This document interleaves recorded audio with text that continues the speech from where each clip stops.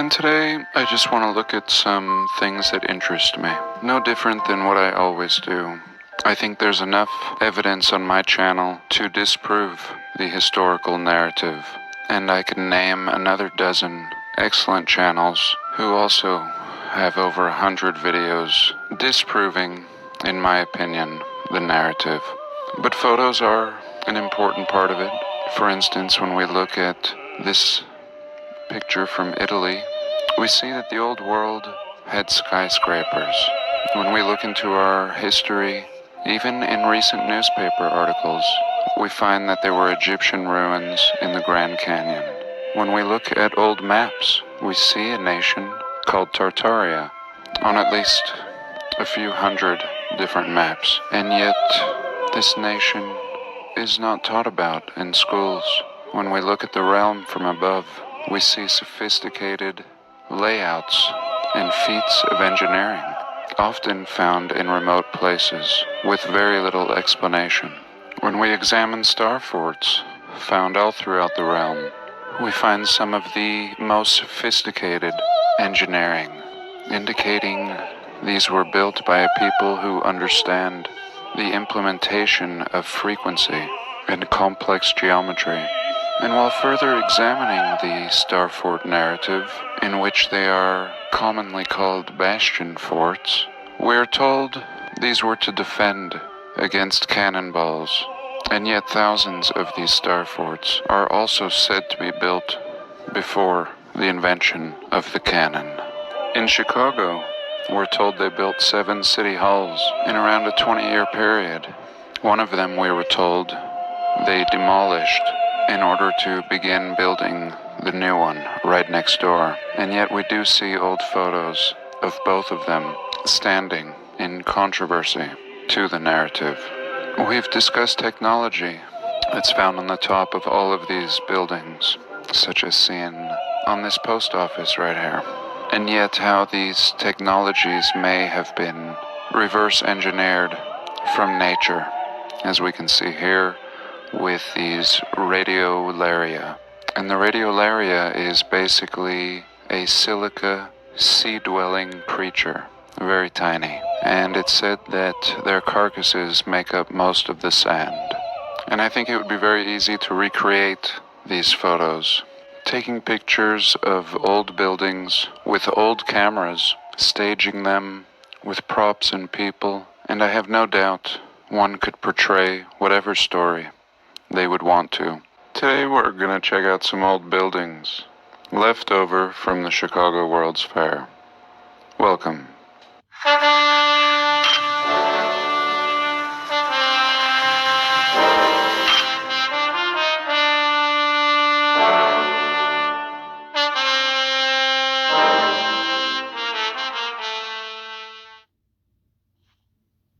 And this is a model city. It's called Wonderland. It's located in Hamburg, Germany. The model occupies 16,000 square feet, 1,300 trains, 10,000 carriages, 100,000 moving vehicles, 500,000 lights, 130,000 trees, and 400,000 human figurines. And as I've said in at least every other video, I don't know. I only research what interests me. And if I thought I knew, then I would stop researching. Before this, I was looking at my local animal shelter page, and I was very sad. Very, very sad. And maybe this research just takes me away. So I was just looking at the Google Earth here, and I found myself in Chicago. And we're told they built over 100 buildings for the World's Fair, and that they were temporary. And they tore 95% of them down. And at least we have a few left. I think it's pretty safe to say that they all had the same style. We should be able to recognize them. And here I've just punched in Columbia Exposition, and it's given me 5 pins. So let's have a look. And just starting off, we see a very large span. Today, I think you could hold a fair in just this park here. Pretty insane distance And if that's the case, I would imagine there's a lot of ruins remaining all throughout here. As always, before we get started, I just want to pay notice to the artificial coastlines. If I ever get sick of looking at buildings, I may just focus exclusively on these artificial coastlines, in which zero explanation is given. My theory, of course, is that these are from a past civilization, perhaps the remains of star forts and other such engineering. But back to our remaining buildings. Here we have the School of the Art Institute of Chicago, and clearly we can see the gardens from the World's Fair remaining, and I'm glad they didn't just build on top of these.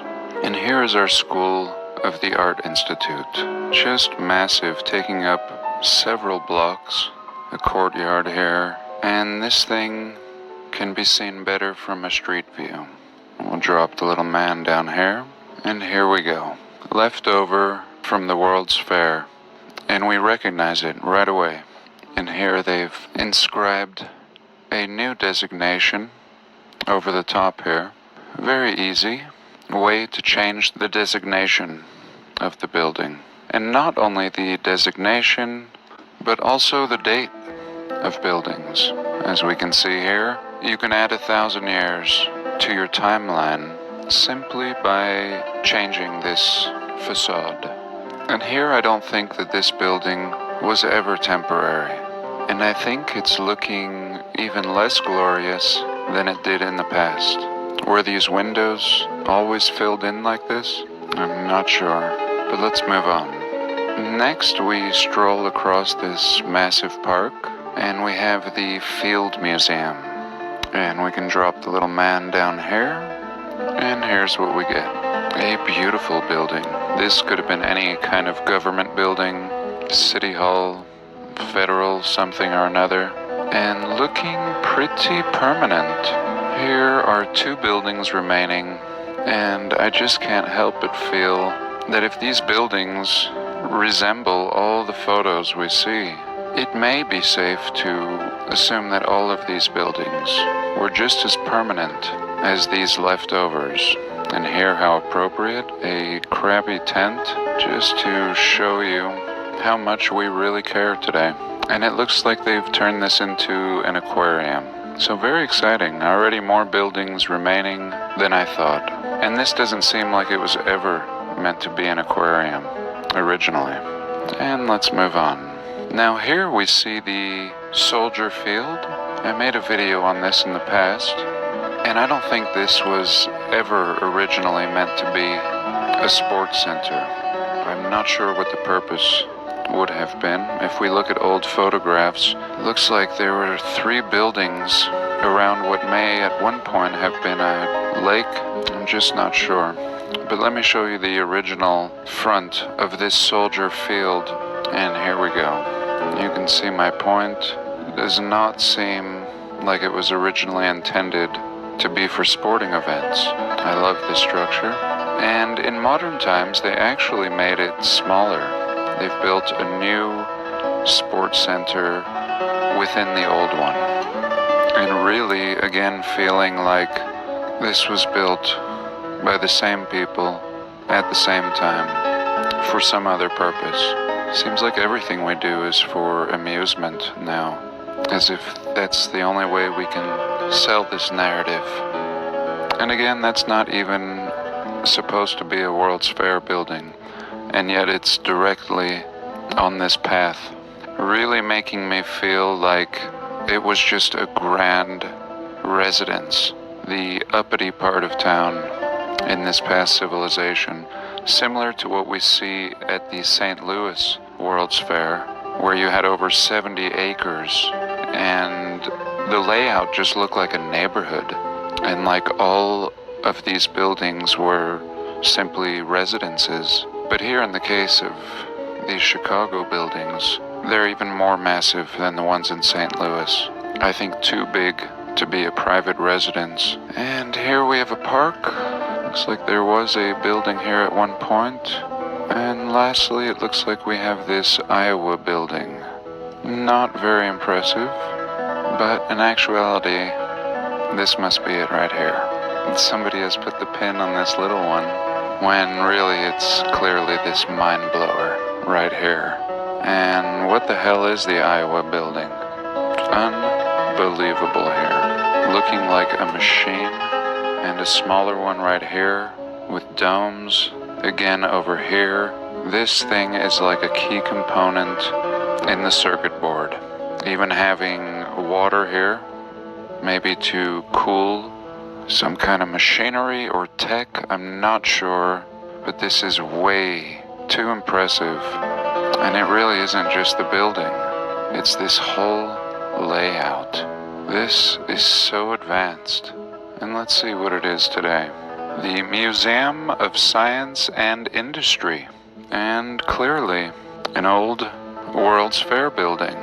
No real indication, but again, this is their mark. The building of transportation, the building of science, agriculture, fine arts. We've heard it all, and we've seen them all, and this is one of them. A bunch of junk out here, and let's see if we can't park the man. And there we go. Clearly doing some renovation. So what do you think? These are just some of the remaining buildings. And I think what's pretty clear is that these remaining ones are not temporary. And of course I don't know, but I only suggest that if these remaining World's Fair buildings were made of such fine quality and clearly have stood the test of time, then all these other ones were just as permanent as these.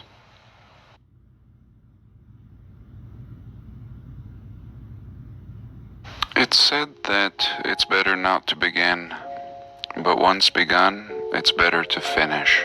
And where is all this research leading us? I think to understand our false history is very important, but ultimately that brings us to our false present, which is even more important. But I think one step lends to the other, and perhaps an important prerequisite before we can consider how we should really live. And how should we really live? A lot of people will spend a lifetime blaming others, especially in this case, blaming the controllers it might be. Oh, look what they've done to us. And they have. But complaining about it is only good to a certain point. We have to consider our next step. And if we don't take the next step, there's no one to blame. Yes, when you realize the system is completely backwards, and we're no better off than slaves living in this glorified feedlot, full of amusements, but also unnecessary burdens placed on life. Burdens that even the wild animals don't share. Certainly when you realize history is false, you wouldn't pay for a false education and indoctrination. Some people spending hundreds of thousands on such a worthless piece of paper. And time. But how would you live if it was completely up to you? If nobody was stopping you? Some would enjoy to continue the rat race, such as my family, even if presented with this knowledge. But personally, I would choose to live as naturally as possible. I'd want to eliminate the high expenditure and cost of living wherever possible, and mostly this is housing, power, and food. Nothing mysterious about it, and anyone can jump off grid and eliminate at least 50% of the madness that we are conditioned to accept as normal. But even if you were to do that, how free are you? What's left? I typically preach independence and not fighting with others. But in this case, it's the very same system that will come after you. We, of course, have God-given rights in most presumed free nations, but the lawmakers create new laws which seem to directly oppose our God-given rights and our most foundational documents of law, including the Constitution and the Bill of Rights. And suddenly we might receive a nasty letter and feel drawn into the system. And we are. And what do? Comply? And we're taught in law that we must comply. This is an honorable position. We must respond. And this idea of law and freedom is the heaviest research in my life, and I think the most important because it will teach us to navigate these treacherous waters that we seem to be drawn into every now and then. And so recently I was sent a nasty letter threatening taxes, jail time, fines, tearing down of my house, and all kinds of other things. But all threats, all assumptions, followed by accusations. And at first, being like most of us, I thought I would just pay, and was more than happy to just pay and be left alone. But upon reading the letter further, there were all kinds of suspicious words, questionable words, threats backed with no facts, and very simply things that I didn't understand. I did not understand their position, and my natural inclination again would have been to pay, but I also realized upon further contemplation that this paying would also be an admittance to anything in this vague letter I was sent, opening the door for many other subsequential issues. And I don't know much. I wish I would have spent years researching the law. Instead, I've devoted my time to history, and yet I can clearly see that one, in a practical sense, is more important than the other once we've woken up. So I decided to use what little knowledge I have and apply it. My conviction rooted in my God-given rights. And I wrote a letter, and I thought I would share it. It's not everything I wish I could have said, and as always, I wish I could have said it better. But I said something, and I'll explain to you why. So first I said thank you for reaching out, being honorable, and setting the tone. No response is dishonorable and can be taken as a disfavorable position. I said I conditionally accept your offer to increase my property taxes under the condition that we have the true facts presented. Again, I thought this was very fair. I'm accepting their offer, but under conditions. And these conditions can be anything. And just with this little first line, I encourage you. We have the rights to question all writings. These people are trying to create contract with me. Otherwise, they would have just sent me a bill. Very short and simple. But instead, they sent this semi-threatening, accusatory letter. And very similar to a police officer that pulls you over for no reason and begins asking you questions. And the idea is that we can ask the questions. We don't need to be backed up into a corner. If somebody sends you a letter demanding money, then we must simply ask questions and determine if this is a valid claim. Next, I said to determine the true facts, my questions below must be answered within 15 days upon deliverance of this letter, or there shall be no valid claim. And again, this is very fair and honorable. I've given more than 2 weeks' time, and also building into the structure of this letter a way for this contract to fail. If they don't answer my questions, or if they don't answer my questions within the time period, this weakens their position, as I have been honorable. Then I say, your letter states it appears that the structures were built without a building permit. Can you prove these structures were required to file for a permit and not within the parameters of buildings that do not require a building permit? Now I happen to know that my buildings do fall within the perimeters of buildings that would not require a building permit. My original dwelling is a modest camping trailer, no permit required, and there are 2 structures on either side that also are small enough to not require a permit. So I've simply asked them. I haven't told them what I just told you. This, as in poker, is my hand. I don't need to admit anything, but I do need to have my ducks in order. I am simply asking them questions to see if their claim is valid. And this would be the same with banks and creditors and anybody, really, who'd be making any kind of claim against you. And then this part maybe I shouldn't have put in here. I don't know. Again, I was winging it.